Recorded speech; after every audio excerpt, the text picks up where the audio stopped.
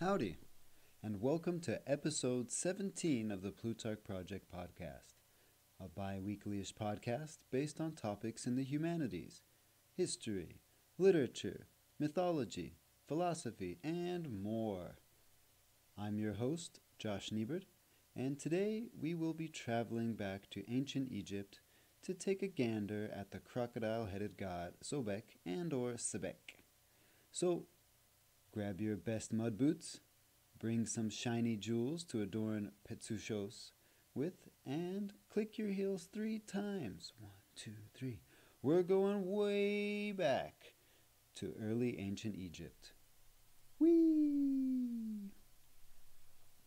Sebek first appeared in the pyramid text in the Old Kingdom of Egypt. This time frame ranged from about 2686 to 2181 BCE. Now, Sebek is an interesting case of god fluidity. His image changes throughout his long life in Egyptian religious thought. The first appearances of him on record were carved onto the subterranean walls and sarcophagi of pyramids. Unlike later pictorial Egyptian, they were simply carved without illustrations. Also, they were only meant to help the passage of deceased rulers.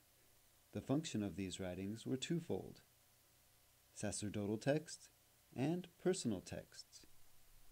The sacerdotal text laid out the rites and rituals. Basically, they were an ancient algorithm laying out what priests did after the ruler died, what rituals were necessary, what spells were cast, and what kinds of offerings, and so on and so forth. The personal texts read as an instruction manual for what the soul needed to do after death. Essentially, they were some of the first how-to guides of how to exit the tomb and begin a new life, including how they could travel, how they could make demands of the gods, and even how to threaten the gods if they were feeling a bit unnerved. It's in these writings where Sebek makes his first appearance. The carvings were found in a tomb of Unas, an ancient pharaoh who ruled midway through the 24th century BCE. In the exit corridor on the south wall, the link between man and the god Sebek is sealed. The carving reads as follows, quote, "Unas came today, out of the overflow of the inundation. Unas is Sebek, with green feather and watchful face, with uplifted brow, rushing up, coming from the leg and the tail of the Great One, she who resides in the brilliant light. Unas came to his water currents, which are in the land of the flood, of the great overflow, to the place of peace with green pastures, which is on the horizon. Unas causes the grass to become green on the 2 banks of the horizon. Unas brings the green brilliance to the great eye which resides among the pastures. Unas takes his seat which is on the horizon. Unas rises as Sobek, the son of Neith. Unas eats with his mouth. Unas urinates. Unas copulates with his phallus. Unas is the lord of semen, he who takes the women from their husbands. Wherever Unas wants, according to the desire of his heart." Unquote. That is from spell 317.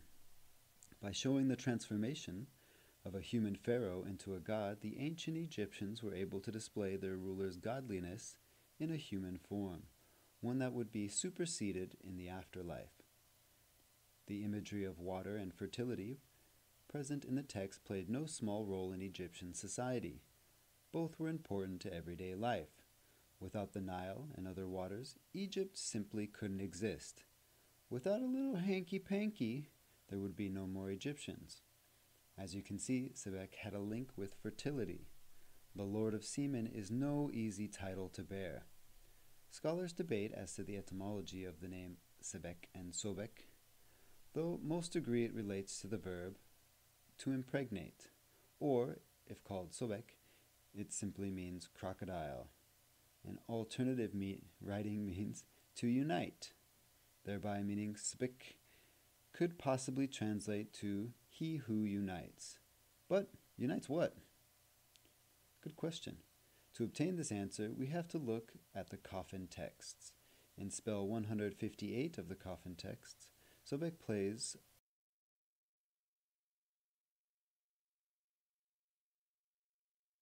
a headed god that was said to be the pharaoh in the physical world and Osiris in the afterlife.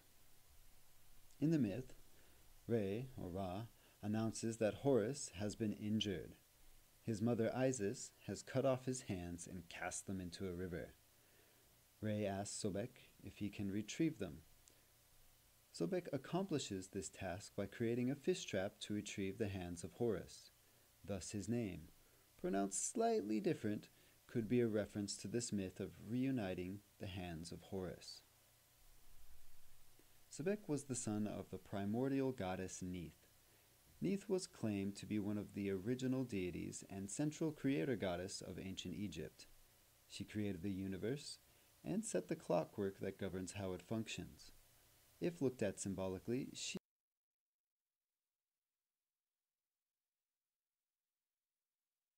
chaotic creation and destruction. It's interesting to note how Neith is rather comparable to Gaia, who we encountered in episode 9 on the Greek cosmogony. This is present in quite a few other origin myths as well. Perhaps it says something about how our ancestors mentally constructed the world before it existed. Looking at what science has been able to show, it isn't shocking to see how ancient people could anthropomorphize events happening in the natural world to try and explain them. We can see further illustrations of this in how deities are represented.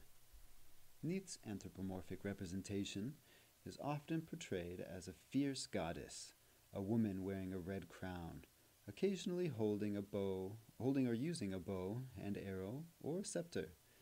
It's no far stretch of the imagination that her children would bear some of these same traits as well.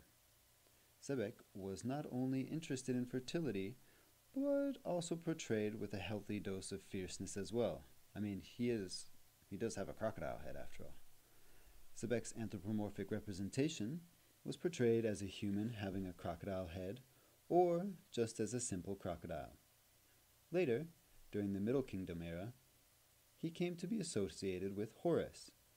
Depictions of this time give him a head of a falcon, bringing him even closer to the pharaoh and other high gods of ancient Egypt. According to Edda Brisciani, author of Sobek,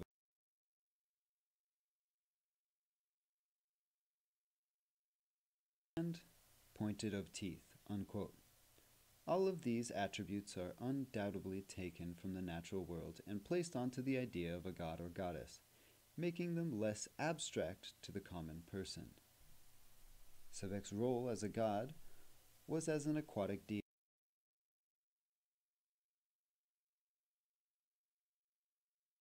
violence and foreigners in ancient Egyptian religion, unquote.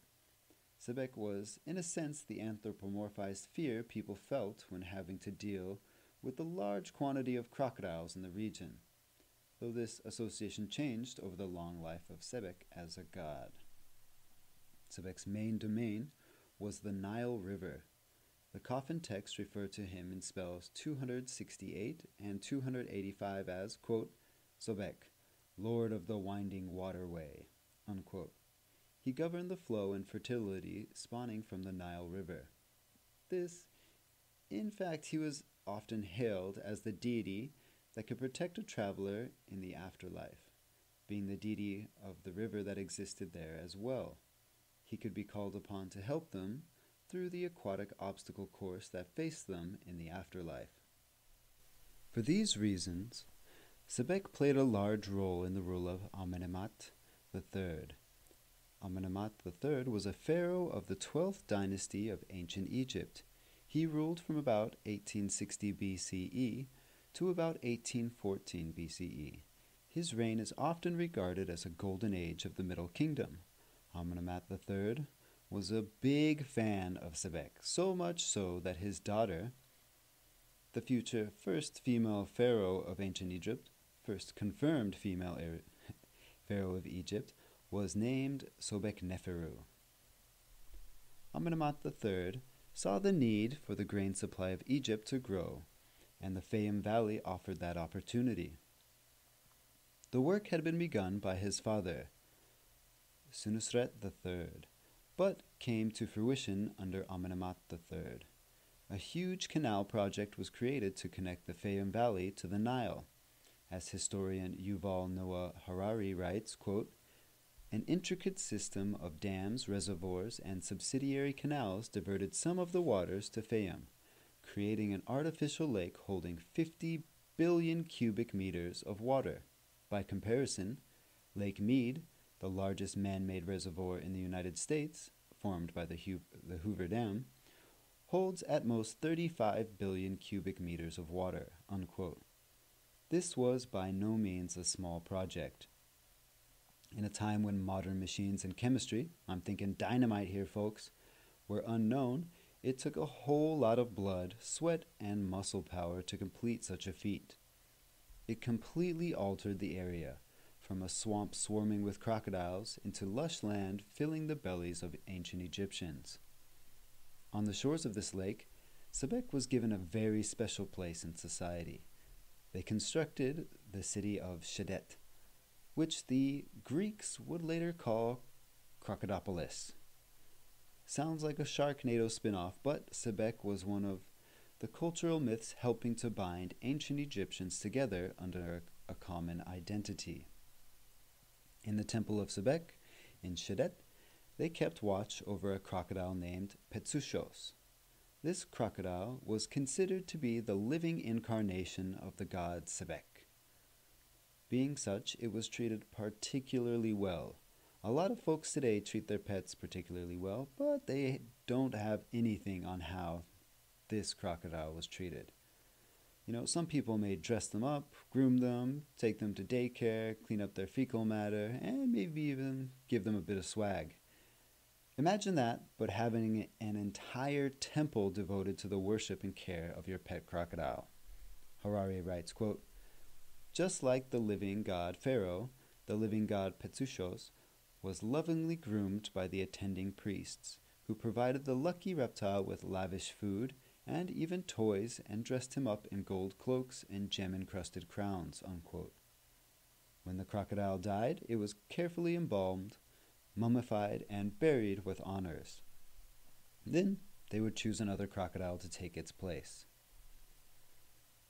Today, you can see these mummified crocodiles if you travel to Egypt, to the temple of Kom-Ombo. The southern half of the temple was dedicated specifically to Sebek, and currently, about 22 of the 40 or so crocodile mummies are on display. According to Ahram Online, they also display the, quote, "gold and ivory teeth and eyes that had been inserted into the dead crocodiles following mummification," unquote. Indeed, Sebek played a rather large role in ancient Egyptian culture. As time went on, his fluidity as a deity helped him to merge with Re or Ra. He began to be called Sobek Re, Lord of Aswan, and his image began to carry the sun disk on his head. His level of importance also grew. He came to be attributed with helping to make earth. The Tale of Sinuhe writes, quote, "O majesty of the twin lands, you whom Ra loves, whom Montu, Lord of Thebes, praises, as do Amon, who establishes the throne of Egypt, Sobek Ra, Horus, Hathor, Atum, and the 9 gods," unquote. Sebek's position as a god lasted into the Roman period of Egyptian history, ending at about 350 CE. At the tail end of his time as a worshipped deity, one of the last texts written in Egyptian hieroglyphs, the Book of Fayum, was composed. If you check out our transcripts, I was able to find a fascinating open source book on the subject of the Book of Fayum, and we've linked it in the transcript. So take a gander at that if this is interesting to you. Horst Beinlicht, a co-author of the work Egypt's Mysterious Book of the Fayum, notes the importance of the book in the following statement. Quote, "The Book of Fayum is one of the last mythological compositions that the ancient Egyptians wrote in hieroglyphic characters. Based on the large number of preserved manuscripts of this text, it can be said without exaggeration that the Book of Fame was one of the best sellers of its time, unquote. The book was primarily concerned with mapping out the mythological elements of the Fayum region. One of the more important elements is the journey of sun god Re, or Ra, would make every day. In this book, Sobek and Ra have become fused, and the journey is made by Sobek Ra. In the earlier tellings of the story, Ra grows older as the day passes, finally reaching old age as the sun sets. Over the night, he would rejuvenate in the underworld and be reborn with the rising of the sun. In the Book of Fayum, the story is altered. Beinlich, interpreting the papyrus's hieroglyphics, notes, quote, "Upon sinking into the lake, the sun god turns into a crocodile, taking on the form of Sobek. This transformation is shown by the figure of Amun-Ra as a ram sphinx with a crocodile tail attached. This combination is not particularly attractive, but it was necessary. On his head, the god wears the Hemhem crown, possibly as a sign of triumph, because he has suppressed his enemies on the western shore," unquote. This edition of the myth places the overnight journey through Lake Moeris, the lake where Sebek's grand temple was. But what happens during this transition between day and night? The Book of Fayum writes, quote, "This swimming of Ra and of the outflow, hidden is his body in the meadow. There arose a chapel of willow in Shedet, Crocodipolis. Sobek of Shedet is satisfied with his matters," unquote. Beinlich notes the differences between the stories, writing, quote, "It appears Ra unites here with his Osiride form, which is a crocodile, just as the sun god unites with his Osiride form in the Egyptian books of the underworld, in order to revive it, and through this contact it becomes energized," unquote.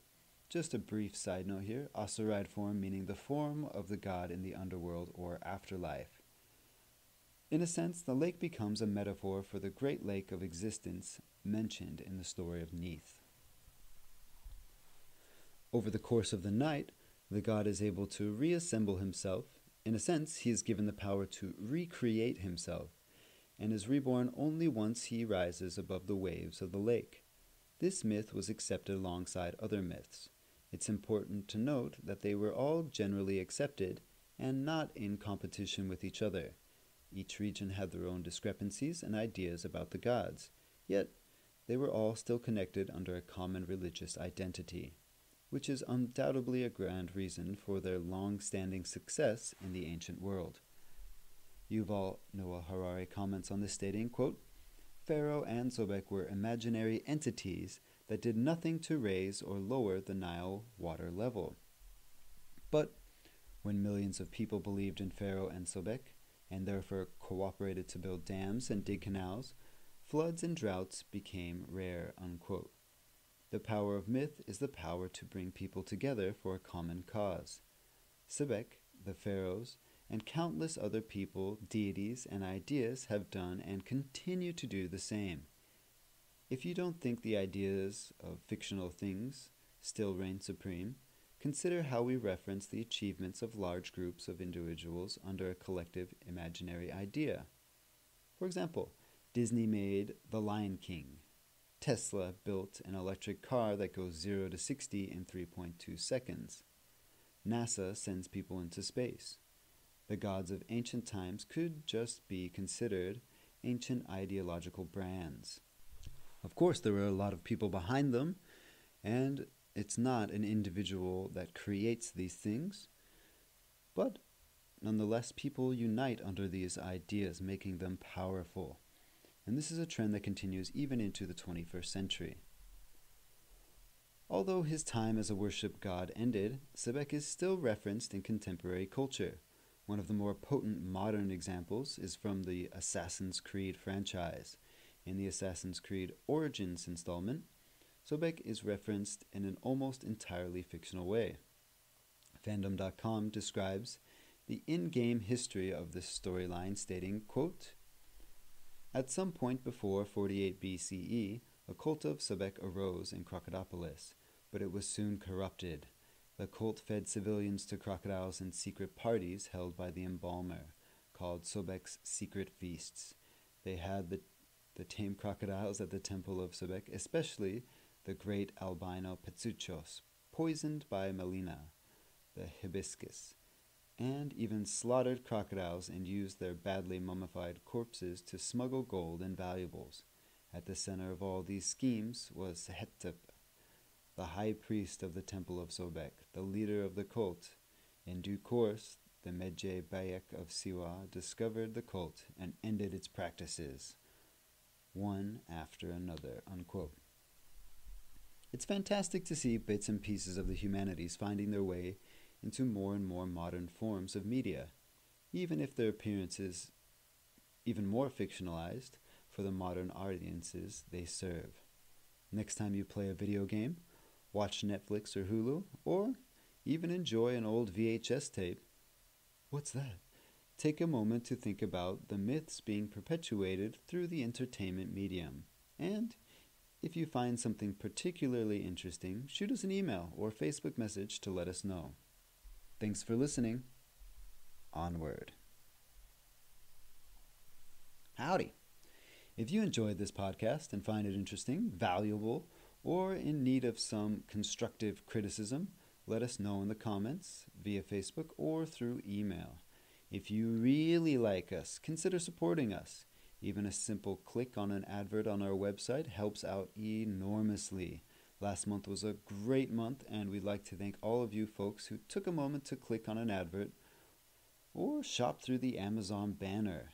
You're all the real MVPs.